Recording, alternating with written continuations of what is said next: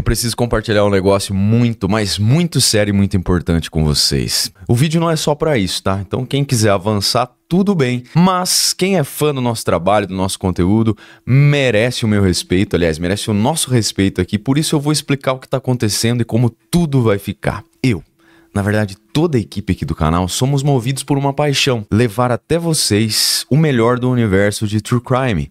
Por isso nós investigamos as investigações. Pois é. E isso ocorre sempre no processo inicial dos vídeos, quando nós selecionamos o conteúdo que depois se transforma em episódios postados 3 vezes por semana aqui no canal. Mas insólito mesmo foi a gente descobrir esses dias que já existe no INPI, que é o Instituto Nacional de Propriedade Industrial, um registro oficial do nome O Insólito, acreditam? Há vários anos, uma empresa quase do mesmo segmento, uma produtora de vídeo, é legalmente a dona dos direitos desse nome. Isso significa que ela pode exigir, com todo o seu direito a qualquer momento, que a gente não utilize mais esse termo insólito nas nossas produções, nos nossos produtos, enfim. É uma sinuca total de bico que já até me tirou aí vários dias de sono. E só quem é ansioso por natureza vai fazer a mínima ideia do que é esse perrengue aí que eu tô passando. Mas tem um lado bom em tudo isso. Analisei bastante a situação, conversei com diversas pessoas, inclusive com o proprietário dessa produtora Insólito Produções, que se chama Alex. É um cara super gente boa, a gente bateu um papo super amistoso. Conversei também com o representante legal dele, o Odilon Grubi, que foi um cara assim também muito gentil comigo, respeitoso.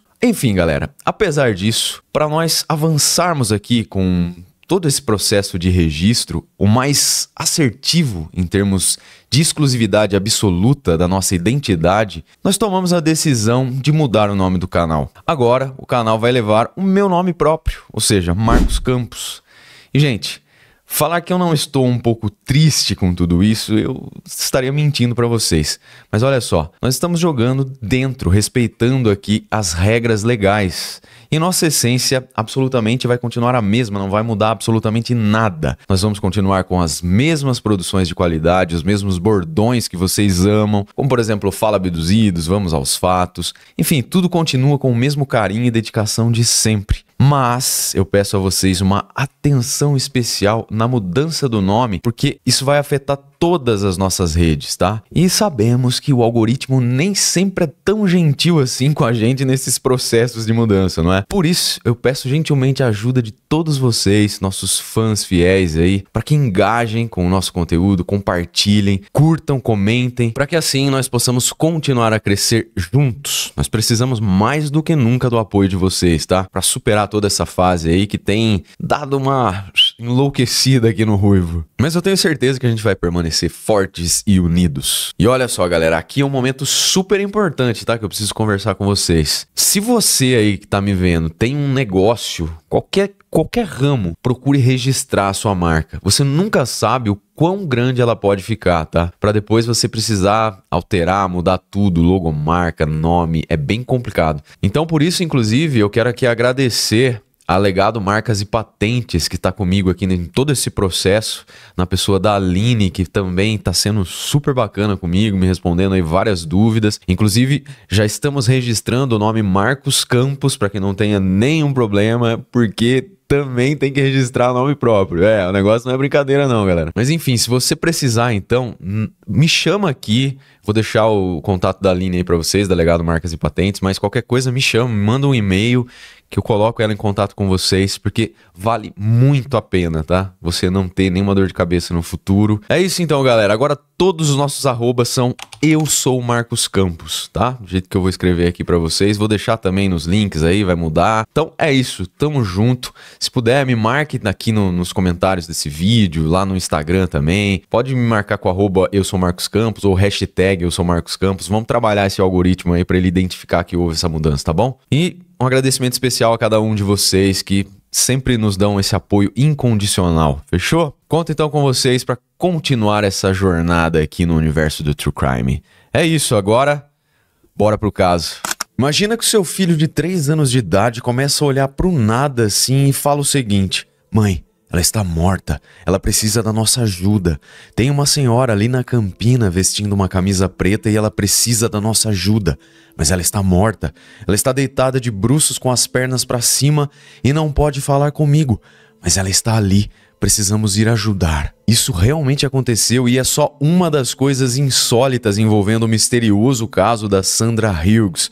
No episódio de hoje nós vamos falar sobre ela, também sobre o fenômeno Missing 411 e no final do episódio tem um relato muito sinistro e inquietante.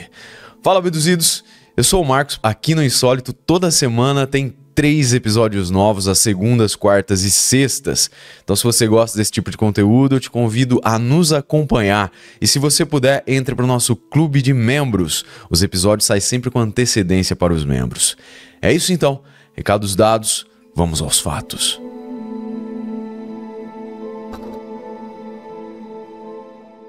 Antes de contar o que aconteceu com a Sandra, eu preciso contextualizar algumas coisas aqui no episódio. Durante milhares de anos, as diferentes culturas em todo o mundo têm contado histórias sobre eventos estranhos e coisas inexplicáveis que acontecem dentro de florestas. Nas últimas décadas, começaram a ser conhecidos vários casos de desaparecimentos de pessoas nas florestas e também nos parques nacionais dos Estados Unidos. Muitas dessas pessoas desaparecem em circunstâncias extremamente estranhas, como se elas simplesmente evaporassem em plena luz do dia, mesmo estando acompanhadas algumas vezes por outras pessoas. Aqui no Insólito nós já acompanhamos algumas dessas histórias.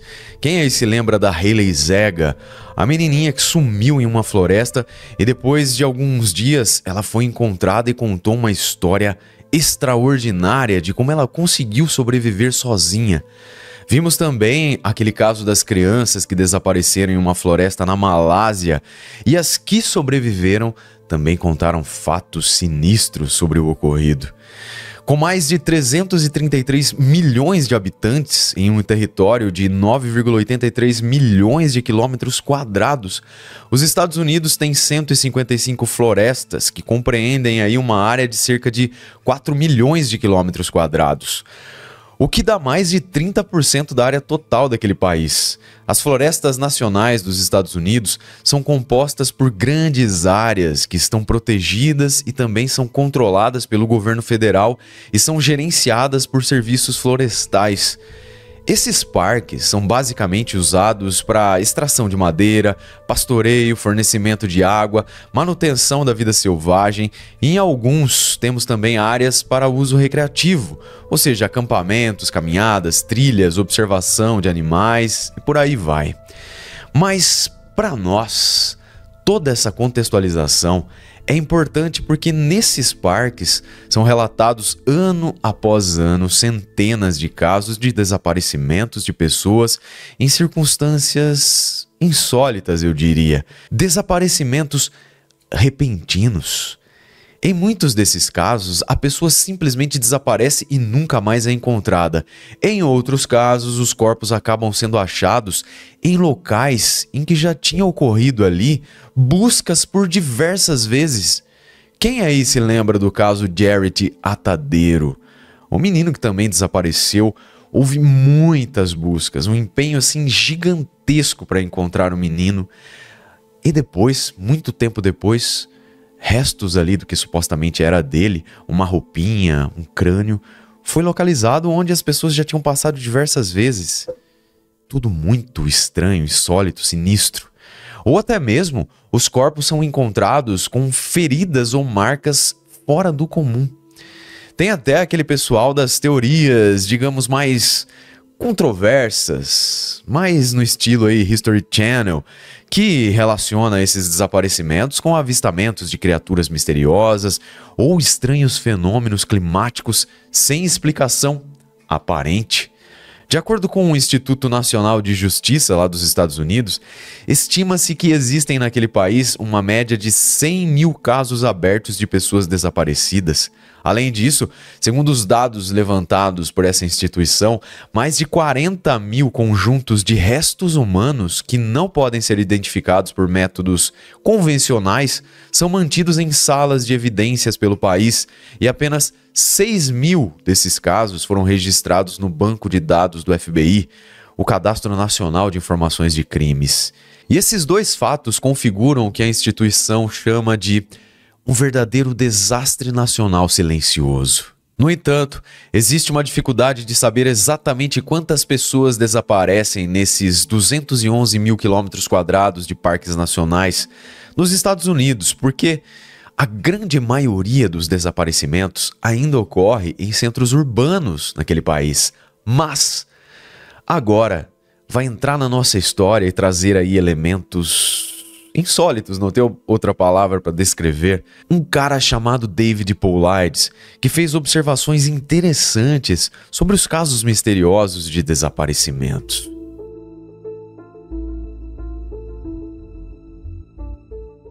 O David Paulides foi detetive policial. Ele é pesquisador de casos, digamos, estranhos, diferentes. E em uma de suas investigações, meio que sem querer, ele começou a ter seu interesse dirigido a este gigantesco número de casos de desaparecimentos nos parques nacionais, muitos sem solução. Ele acabou então percebendo que todos esses casos tinham padrões em comum.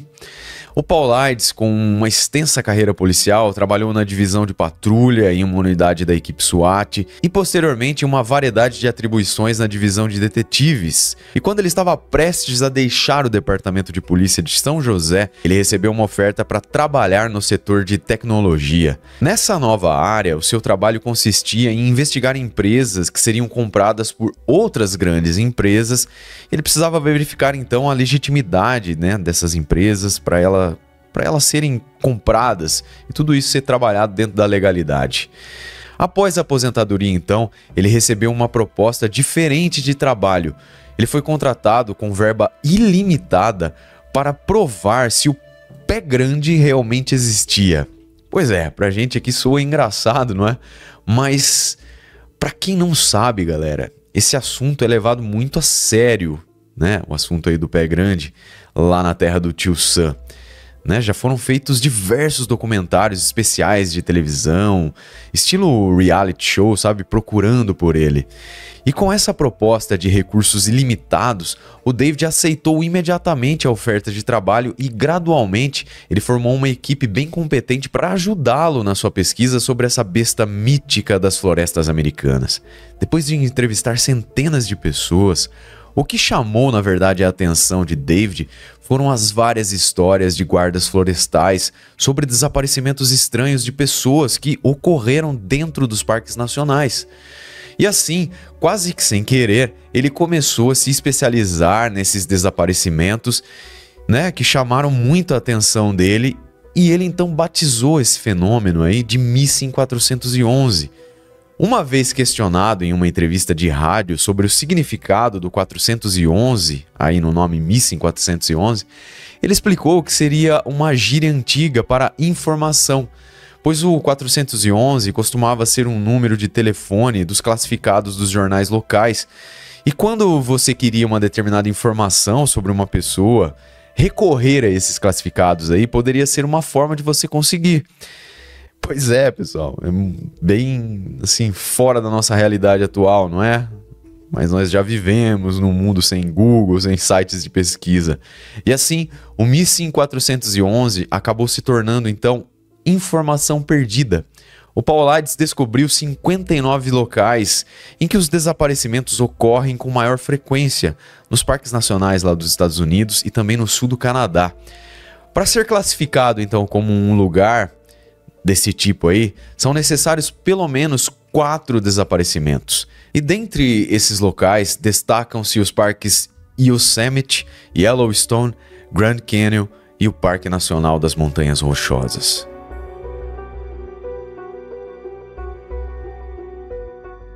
Muito bem, agora nós vamos falar então da Sandra Hughes, aquela que eu mencionei lá na introdução do episódio. A Sandra morou por muito tempo em Maui, que é uma ilha aí no arquipélago do Havaí. porém havia se mudado para a Califórnia há 6 meses. Mesmo não sendo da região e, portanto, não tendo muito conhecimento ali da área, ela era considerada uma especialista em atividades ao ar livre e até mesmo uma especialista em sobrevivência, acostumada aos riscos da vida ao ar livre, acampando, mochilando ou qualquer outra atividade desse tipo. A Sandra conversou com sua família pela última vez em 26 de junho de 2020, quando ela contou para eles que ela estava planejando realizar um acampamento sozinha. Ela escolheu então a Floresta Nacional localizada na encosta oeste da região central de Sierra Nevada, lá na Califórnia. Esse local é limitado aí a noroeste pelo Parque Nacional Yosemite e ao sul pelo Parque Nacional Kings Canyon. Uma floresta muito visitada em razão aí das suas paisagens montanhosas e também dos seus belos lagos. A Sandra estava acampando na área Johnson's Meadow, que fica a cerca de 16 quilômetros ao sul de Yosemite. A Sandra Hughes desapareceu aos 59 anos de idade na Sierra National Forest, no fim de semana então do dia 4 de julho de 2020, e ali se iniciava uma grande busca por ela e um enorme mistério.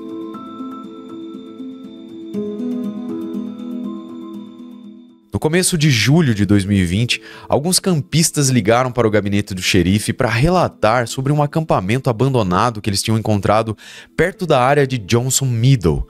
Os guardas florestais foram até o local e localizaram um acampamento com destroços espalhados por tudo que é lado. Eles acharam também uma pasta que continha documentos, como certidão de nascimento, cartão de previdência social, e imediatamente perceberam que alguma coisa estava errada ali, pois tudo aquilo pertencia a Sandra Hughes.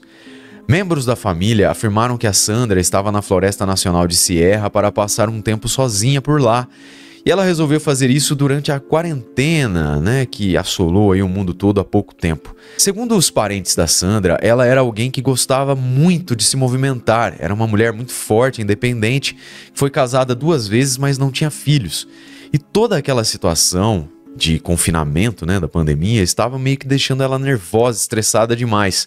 Por isso, ela tinha decidido sair para acampar, literalmente para se isolar mesmo. A Sandra tinha cerca de 1,60 m de altura e antes de desaparecer ela pesava cerca de 68 quilos, tinha cabelos e olhos castanhos, mas nos cabelos dela tinha ali também algumas mechas azuladas. Ela não tinha problemas médicos conhecidos e estava mental e fisicamente bem. Os acontecimentos que rodearam seu desaparecimento são, como eu disse aqui diversas vezes, no mínimo estranhos. A Sandra Hughes teve contato pela última vez com sua família no dia 26 de junho de 2020. Já no dia 5 de julho do mesmo ano, funcionários da Floresta Nacional encontraram seu acampamento e descreveram o local como uma desordem total. Seus pertences pessoais e documentos estavam jogados, espalhados ali pela área do acampamento. E a Ashley Marcos, a sobrinha da Sandra, escreveu em uma rede social na época que a Sandra era uma pessoa muito organizada e que ela jamais deixaria seus pertences daquela forma. O estado do acampamento fez com que as autoridades começassem imediatamente uma busca organizada para encontrar a Sandra. No dia seguinte, 6 de julho de 2020, o veículo dela foi encontrado em Chiquito Creek, ao norte do seu acampamento. E para deixar tudo ainda mais estranho, o carro da Sandra estava amassado. Segundo a perícia, o veículo tinha batido em uma árvore a uma velocidade inferior a 30 km por hora antes de cair em uma ravina. Isso é bastante curioso porque é extremamente difícil bater um carro a uma velocidade tão baixa, a não ser que alguma coisa esteja acontecendo. Isso sugeriu aos investigadores que foi algum movimento brusco ali na direção para de repente não atropelar algo ou alguém. Isso provavelmente, não é? Mas o certo mesmo é que tudo indicava que ela se assustou com alguma coisa e desviou. No dia 12 de julho, então, de 2020, o seu saco de dormir foi encontrado a 4 quilômetros ao norte de onde o carro tinha sido localizado. Isso ainda dentro da fronteira do Parque Nacional de Yosemite. Já no dia 19 de julho, a busca por Sandra Hughes foi reduzida daquela forma que vocês sabem, uma busca contínua, mas bem limitada.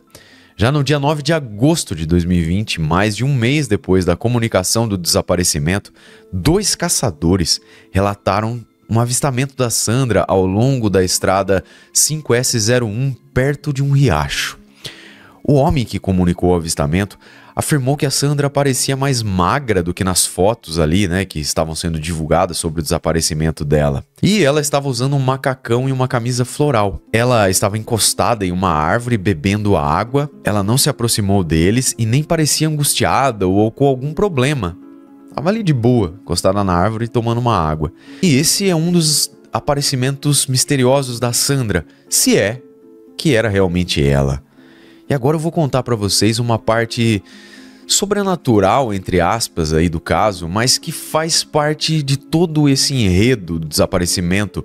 E como foi levado a sério pelas autoridades, por que a gente não levaria também, não é? O caso deu uma esfriada e nenhuma nova atualização foi dada até o dia 21 de julho de 2021, quando uma família vivenciou um insólito avistamento nas montanhas do condado de Madeira, o que levou o gabinete do xerife do condado a reiniciar a investigação. A família, que era composta por Jack Gorba, a esposa Victoria e seus 3 filhos, estavam passeando de carro. Eles iam até um local chamado Shut-Eye Peak, que é relativamente perto da Floresta Nacional Sierra. Eles pararam para almoçar em algum lugar e de repente o Kaiden, o filho de 3 anos, começou a conversar com alguém, mas não tinha ninguém ali com o menino. O Kaiden começou a apontar para uma campina ali próxima de onde eles estavam e disse aos seus pais que havia uma mulher deitada de bruços com as pernas esticadas para cima. A mulher não conseguia falar ou se mover, mas precisava de ajuda. Os pais do garoto disseram que o Kaiden falou depois claramente: "Mãe, ela está morta, ela precisa da nossa ajuda." E disse também: "Sim, há uma senhora ali na campina em uma camisa preta e ela precisa da nossa ajuda, mas ela está morta, está deitada de bruços com as pernas para cima e não pode falar comigo, mas ela está ali e nós precisamos de ir ajudar." Uma história assustadora, não é? Era uma criança de 3 anos contando isso, sem a mínima maldade ou motivos para criar tal relato, não é? Seria então o fantasma da Sandra Hughes, desaparecida já há mais de um ano? Bom, aí é com cada um, não é? Os pais da criança, claro, até para entender melhor o que estava acontecendo, eles verificaram ali o local onde o menino estava apontando, a tal campina, mas não encontraram nada. O gabinete do xerife do condado de Madeira, que acabou sendo contatado pela família, foi também até o local, fez diversas buscas na área, mas também não encontrou nada nem ninguém. Aparentemente, a criança também conseguiu identificar a Sandra pelos cartazes de pessoa desaparecida que estavam afixados ali pela região, mas nada além disso. Fatos assustadores, sinistros, estranhos, como queiram descrever, não é? Tudo isso que envolveu essa história, né, esses avistamentos fantasmagóricos pela criança, também lá pelos caçadores que viram a Sandra com boa aparência, bebendo água lá na beira da estrada, encostada em uma árvore, causam inquietação, né?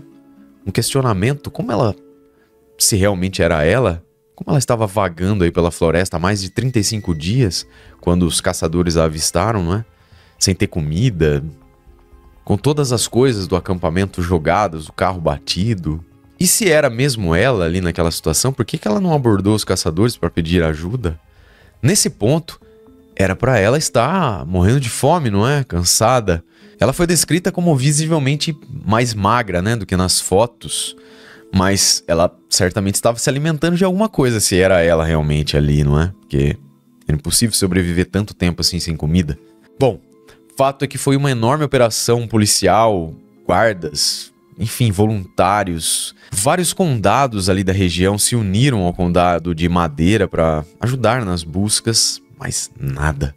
Até um helicóptero Black Hawk foi usado aí nas buscas, mas nada. Cães farejadores, simplesmente nada encontrava o rastro da desaparecida Sandra Hughes. E tudo isso já começava a dar um ar de mistério, sobrenatural, um caso perturbador, né, para a história da Sandra Hughes. E para o xerife do condado, mesmo quase 4 anos depois do desaparecimento, as equipes de buscas continuam acompanhando ativamente as pistas e analisando as evidências, né? E existe até um planejamento de várias missões de busca durante o verão para revisitar as áreas onde as evidências foram localizadas. As autoridades também continuam a pedir ajuda do público para encontrar a Sandra. Diversos cartazes continuam afixados nas áreas ali do desaparecimento, alertando os visitantes sobre o caso aberto e fornecendo informações de contato do gabinete do xerife caso alguém observe alguma coisa que seja digna de ser relatada. Pelo que se percebe, aparentemente, as autoridades continuam comprometidas nas buscas para localizar a Sandra e, enfim, encerrar essa incógnita, que, na verdade, é dor para a família dela, né, para os amigos e grande parte da comunidade que se viu envolvida nesse caso misterioso. Pois até então, não existe nenhuma evidência ou indicação de que a Sandra sofreu um ferimento grave ou algo pior. Ela simplesmente desapareceu. E como Sandra tem uma grande experiência, né, na questão de sobrevivência, as pessoas continuam acreditando que ela pode realmente estar viva em algum lugar. E por isso, as buscas continuam. E olha só, abduzidos, eu sei que para nós é até um pouco difícil, né, de acreditar que alguém possa viver sozinho, assim, no meio da mata selvagem. Mas existem diversos casos de pessoas que desaparecem e depois de muito tempo acabam voltando.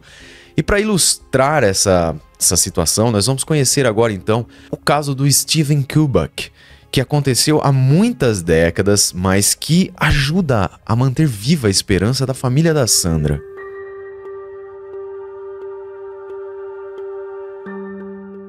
O americano Steven Kubak era um estudante da Hope College, que é uma pequena universidade cristã particular perto da margem sudeste do lago Michigan, quando então ele desapareceu em fevereiro de 1978.